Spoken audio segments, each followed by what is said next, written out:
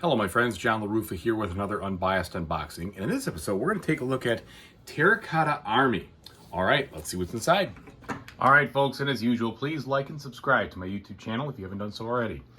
Looking at the back of the box here, we see the game setup, which is cool. I like that. It is zoomed out a little bit, but that's all right. I'd rather see the whole game out and then some zoom in spots and then information.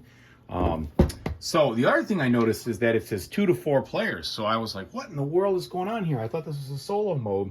And I think that you have to download from Board Game Geek or someplace else the solo scenario that allows you to do that.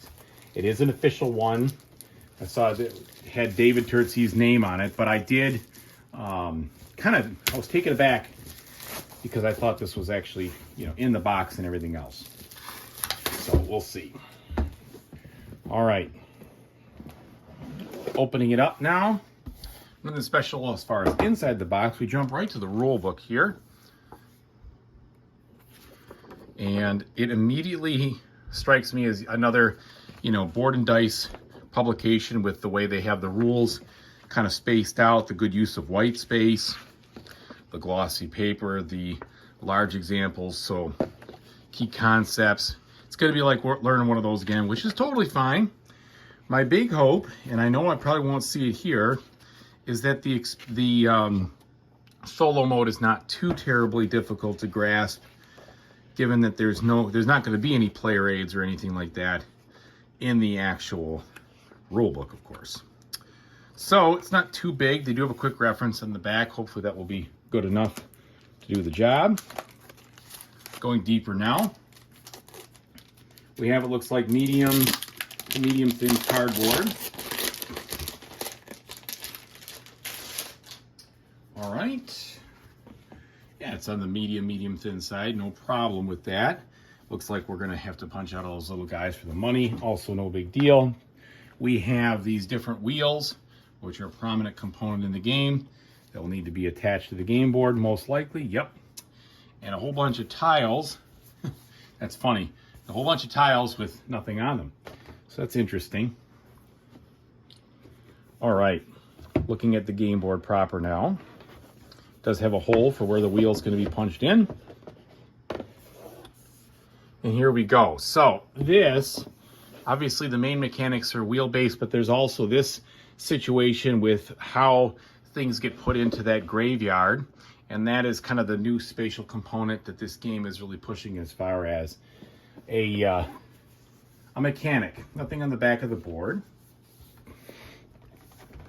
I appreciate that they put a little backing in there to keep it safe. And this is interesting here. So I didn't know to expect this. I'm not exactly sure what that is all about, but it looks like, let's get these components out first. It looks like definitely something that's going to be, more than a storage area, I think. I think it's going to be some kind of track of sorts. So that's cool. Some more new novelties here. So we'll see what that's all about. All right, then we have the miniatures. These are very high quality. They look very nice.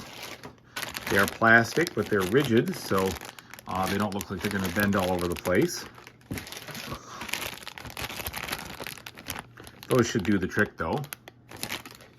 All right, we have a couple more here. So you have various army units here.